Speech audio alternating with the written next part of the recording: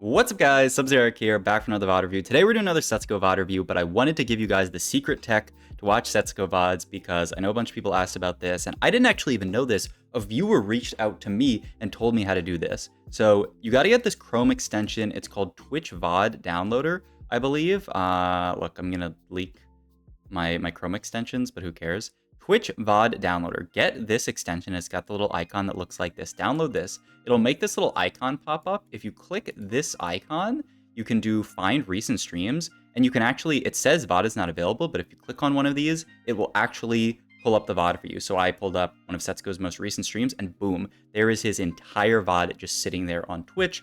You can also click, I think, this guy to get the M3U8 link, which allows me to actually pull the VOD into VLC, or you can just watch it there on Twitch. Either way is, completely fine. This is nicer because I get VLC, I get to jump around and stuff. But yeah, that is the secret tech to getting to watch any Setsuko VOD, even though he doesn't actually post his VOD. So shout out to that person who reached out to me. This is like actually so nice because now we can just, I can VOD review as many Setsuko VODs as I want.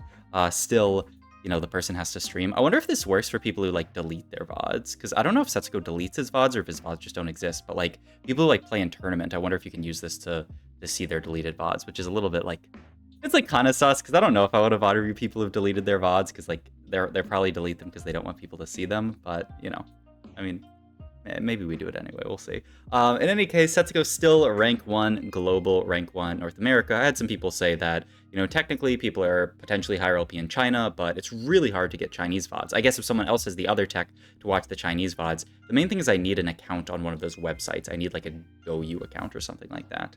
We got Prismatic Start here. Accomplice tends to be just a good pickup in general. I don't really like either of these other ones. He's looking at Birthday Present for a second, but the stats on this augment look horrible. It is a very Setsuko type augment here. Speaking of Setsuko type augments, Level Up is another very Setsuko type augment here. And yeah, he's just going to jam that level up immediately, go for a glove here, potentially for, I guess, a Hodge for Darius. Regular, relatively flexible item, and just a great Darius item. So yeah, we're just going to play into this relatively standard Darius board, throw a Behemoth, throw an Umbral in, and he's actually got Ghostly in here as well. He's actually 2 out of 3 Exalted on this setup as well. It's the one that's like Caitlyn plus Yorick plus something is maybe the Exalted units. I don't know. I don't have them all memorized. Oh, and Setsuko hovers it for us very kindly. So let's look at that real quick, just to get an idea for.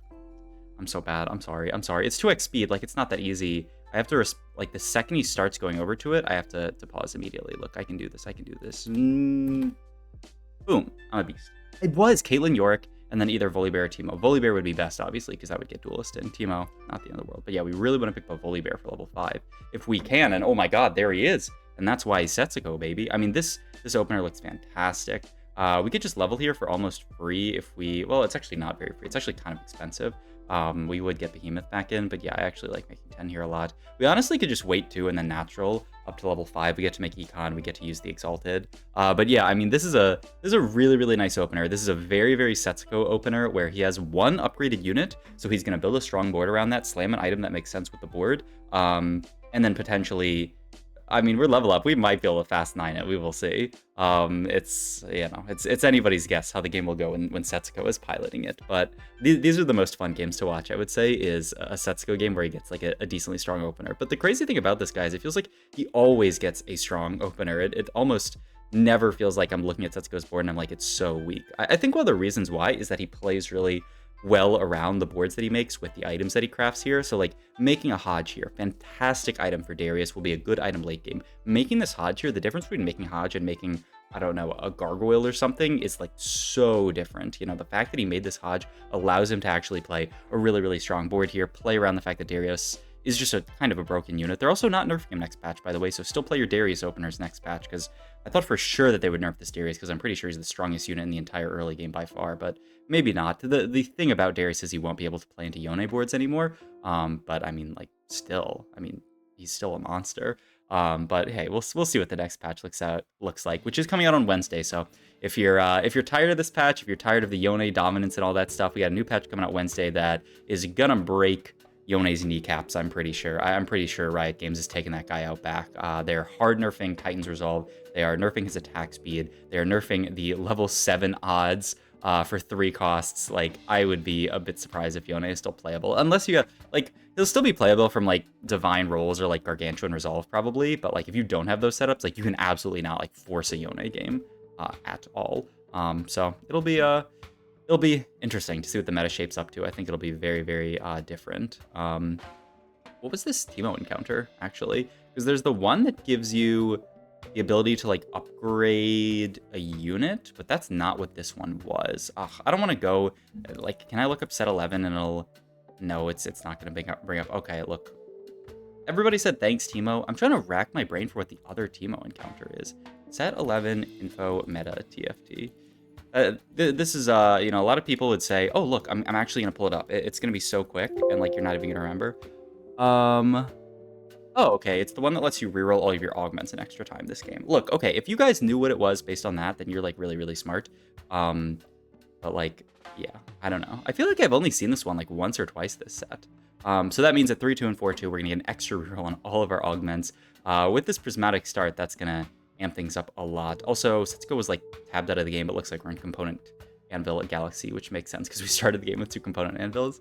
Item-wise here, it's interesting. Talking more about Setsuko's ability to slam really, really good, really intelligent items.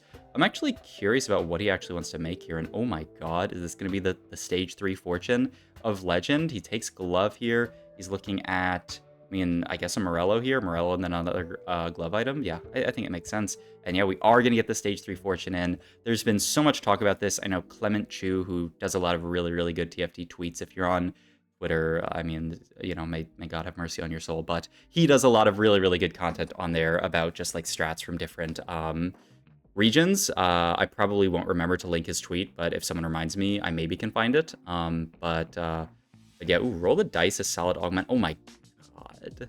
Do you ever? With level up here, hedge fund is really, really good. It's double econ augment, but every piece of gold that you get is worth more. I mean, this would be the most Setsuko spot of all time. Level up into hedge fund here, 83 HP, decent board with fortune in. I mean, how could you not? How could you not take it? Oh, especially when your name starts with an S and ends in Etsuko. Like you have to take it here. I'm so hyped to see how this game plays out because this is going to be the easiest fast 9 of our life. The question is just, can we build a board? Because we're going to be down 2 combat augs late game, so we have to go 9. We probably have to go 10 this game to have any chance of actually like winning it. But I mean, being 100 gold at 3-3 with level up is not bad. It's not bad at all. And we're going to get a fortune. We're going to get... it was 3 rounds, our fortune. Ooh, and I mean, he's doing the same thing that he did last time he played fortune. He's trying to full open in spots like this to try to lose this fight, and I think he got it versus this other fortune player. My god. The last second sell of the Darius, so smart from Setsuko. It's a decent loss here, 3-unit loss, and griefs this guy's fortune. Oh! It's just, oh, it's so good. He's just such a beast, right? The Carousel is a bunch of 2-star 2 costs. We could kind of use this to rebuild, pick up something like a Teemo to hold that Morello, but we do also really just want items that are good here. Yeah, he's going to pick up a tier here just because he wants the tier. I think this would be another Hodge if it were anything. So I don't actually know what this is going to end up being. I don't know. I mean, it can't be another Hodge, right? I mean, you could go double Hodge here. I don't know. Setsuko, every game where Setsuko plays is always a journey, and I am very excited to watch, to see where this Setsuko train has taken us, what station we're going to stop at. We have the items onto Tristana, a decent item holder of something like a Morello, because she AoEs when she jumps. She's not, you know, bad. She's not amazing. We're not going to kill a lot with this board. We might kill even 0 here, because this guy's entire board's 2-starred, though. Our Tristana is a genius, and she ended up jumping and then hitting this Aatrox one. So we did actually get to kill one here. 52 HP.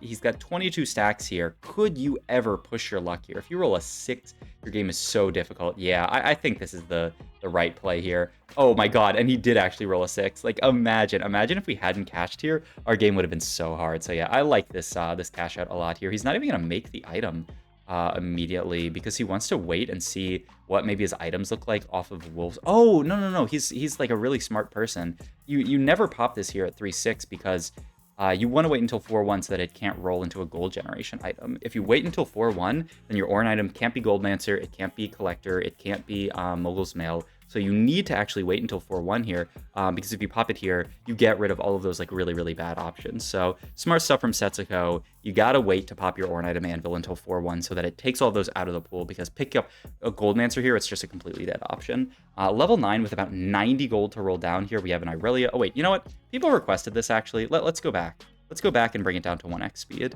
It's a little bit harder on this thing, but we can just do speed normal. A lot of people asked about this, about slowing down during situations like this, and I think that is actually really, really smart. Let's do this on 1x speed. We see a Soraka already, immediately a unit you'd like to pick up. Silas seems like an obvious pickup here as well. Continue to roll here. Annie, maybe the Irelia, or not the Irelia, but the Riven. Doesn't even, like, interesting as well. Like, let's go back a little bit here. Okay, I went back too far, but we can look at it again. He ignored a Set here. I think Set is just kind of the, what do they call it? The red-headed stepchild? Is that a real term of the 5 cost? If you're not playing Fated, Set is not very good. Lysandra, though, fantastic. Soraka 2 is good. There's a Lee Sin. Doesn't even want to hold the Zyra here, which is interesting. He's not interested in playing some kind of like Story Weaver Sage setup here. Still a lot of stuff left to pick up here. There are 2-star bruisers, and we are going to actually get this Riven in here now. So he actually skipped some Rivens and then ended up picking up this Riven, which is pretty funny. So yeah, the only downside is now I'm going to have to do this, and then I have to go play back speed faster again. We get a Sniper's Focus for Aurelia, which is really nice. You can throw the Morello and the IE onto that there, and then all we have left is this potential double Hodge here. Probably like Hodge, maybe like a blue buff for a Wukong later. We'll see. Well, it also depends on what we farm. People are talking about Irelia nerfs, saying like, oh my god, I can't believe... Ooh, I love a combat caster at a spot like this. Gifts is also great as well. Looks like he doesn't want combat. I mean, it's not amazing with some of the 5 costs we have in. Is it just gifts because we're going like fast 10, get a lot of value out of it? Yeah, I like gifts here a lot as well. There's another Hui. We're going to continue to roll a bit. We pick up a Wukong, which can play really well with the Soraka that we're still holding. And yep, we're going to get the Soraka in. Even just cutting a lot of this stuff, and we get a Hui 2 here. We are actually going to play it. Yeah, I like cutting the Silas here. The only thing I don't like about this setup is, yeah, we had to cut an Ornn here so that we could play this Hui 2, and I don't love Hui as a unit, but I mean, yeah, a Hui 2 is a Hui 2, especially on this board where the AoE is actually going to complement the Irelia damage a lot. So I could certainly see it. I am the world's #1 Hui hater, Huiter as we call them. Now we're going to get out of some of these Storeweaver units, get into that Ornn plus Udyr setup, and now we can play something like this. I like this a lot. We're playing the Lee Sin here because he's a Dragon Lord and a Duelist here, so we can just get that 2 Dragon Lord in. At level 10, we get a Rakan in. We're actually going to move the Hodge over to Udyr here, which I like. And yeah, we're just holding onto this Lysandra for now in the middle hex, potentially trying to find Lysandra too, because she's another fantastic unit to play on this board. So many variations you can play of the level 9 board, but it usually boils down to a lot of stuff like this. If we want Wukong item, we can go for blue buff here. He was potentially looking at the TG there. It looks like we're gonna go for a sword for just a Shojin for either Hui or Azir. Like I'm talking about, I'm a Huiter, so I assume we'll put it on Azir, but interested to see how sets go, prioritize these units. And he rolls down and finds Ornn too, which is big. So now he's just holding on to this Lysandra, but yeah, I don't see how you fit Lysandra on this board if you're not gonna play Hui. Oh, we cut the Soraka. Wow, it's a big cut here because we lose Heavenly onto our entire board. Eventually late game, if we get a Rakan in, we're losing also Altruist as well. But he just likes the unit quality here of the Lysandra, the ability to stun units like Yone, throw like tanks into backline. I guess this version does cap out higher. Maybe I need to get on this version more because I love playing Soraka, but I think Setsuko makes the call that it's actually not as good. And yeah, he's not even gonna play Wukong. So this is, I think, maybe the more of like the new style Fast 9 board where you don't play the Wukong, you don't play the Soraka. I feel like you used to always play those guys, but actually I like this version a lot, especially in this current meta here where, like, look, Lysandra, if she can ult this Volibear, she's not gonna ult it immediately, but maybe second cast, though there's no second cast happening here. But like Lysandra, amazing into Volibear, amazing into Yone, just such a good unit on these type of boards. So it makes a lot of sense to play the Lysandra. We're also 1 round off duplicating Udyr, but we pick up an Irelia, which is huge. Now we can dupe the Irelia. We do actually want to roll a lot next round. Probably just roll to 0 here, because when you're on 4 stack, you're about to duplicate your unit. You want to see as many shops as you can, because if we find an Irelia 2, that lets us duplicate Udyr. If we find Lysandra 2, etc., etc., etc. So yeah, we're absolutely going to roll to 0 here, because boom, that's Irelia 2. That means we basically just got a free duplicator here, because now we can dupe the Udyr instead. Looking at Udyr items here, this might be double Hodge into Rod item, like, ooh, we're gonna go Archangels, actually. Archangels, and then TG for the Ornn. Okay, and then we leave this last anvil open in case Lysandra farms something she very well might. It's interesting. I mean, it's a 2-star Azir, obviously. We're about to hit Udyr here. I was really more interested in... Oh my god, wait, I didn't even think about that. But the Lysandra item she farms turns into anvils. Isn't that insane, actually? We actually are just farming free anvils. It was really close there between the Udyr and the Lysandra. Setsuko decides to not actually greed too hard here. Who did we just sell? was in the corner there. I felt like that was the Hui, man. Okay, at least Setsuko is a waiter as well. Like he says basically like this Hui unit, now that I've duplicated a 5 cost, is just a piece of garbage. I'm just gonna get Hui off of our board and play real units. So even in Annie too, she's Invoker and she's a million times a better tank here.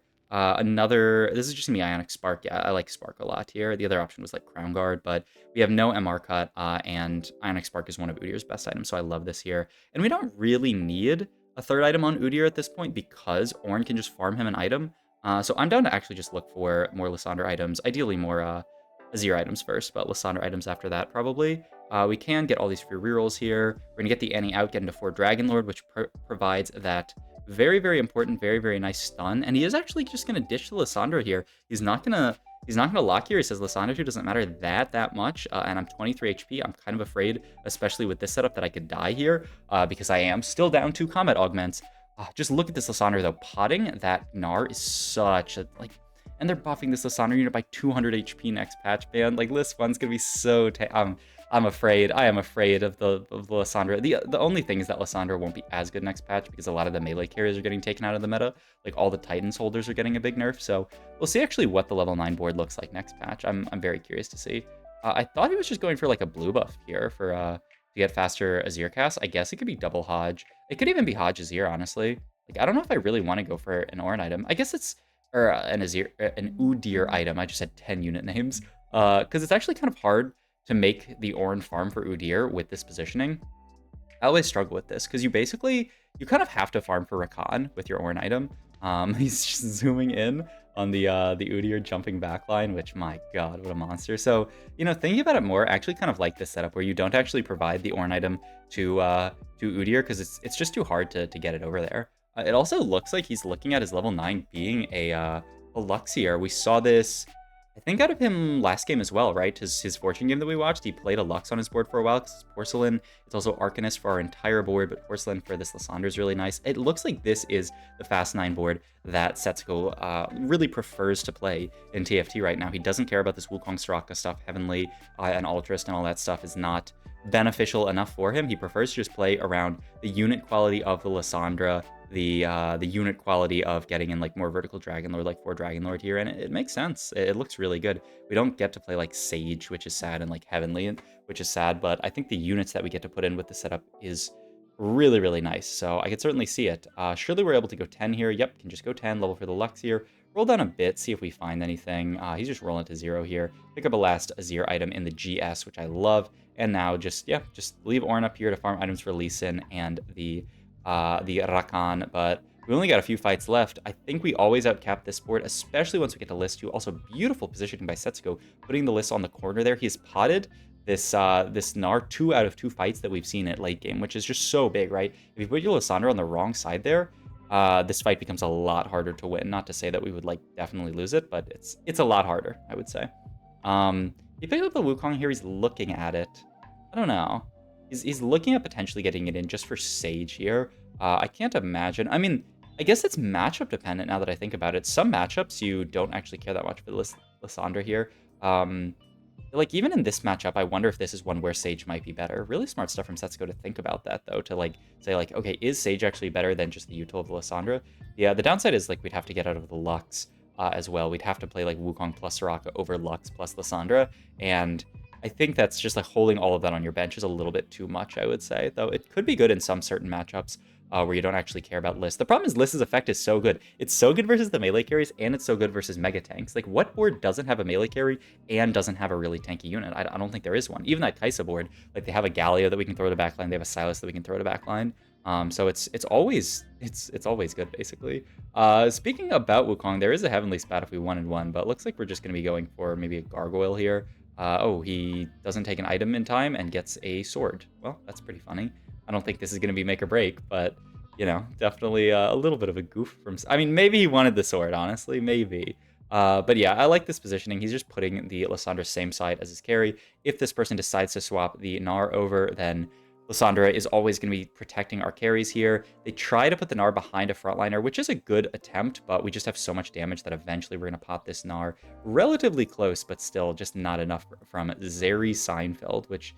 I don't actually completely get the name. Like, Zeri, like the The champion, the unit, the Valorant. Wait, which one's Neon is in Valorant and Zeri is in League, right? Yes, but what's like Jerry Seinfeld is the idea? Like Milk calls Zeri Jerry, so it's Zeri Seinfeld, Jerry Seinfeld. Okay, I think I get it. That's pretty funny. I like that a lot. Sadly, they're going to be going second in this game. Unless this Kindred pops off, and the Kindred cannot. All right, hope you guys enjoyed this video. Also, hope you guys enjoyed the little tutorial on how to look at CSGO VODs. I think it's going to be really helpful for everyone. Also, one more just self-promo shout out. The Call of Dragons promotion that I'm doing is, there's only 6 days left in it. So if you want to get free coaching, click the link in the description, download Call of Dragons, get to a level 5 guy or whatever. It's all in my Discord, the requirements to get free coaching. But do that if you're interested in free coaching. You only got 6 more days, and some of the requirements, like some of the goals, take a little while to get to.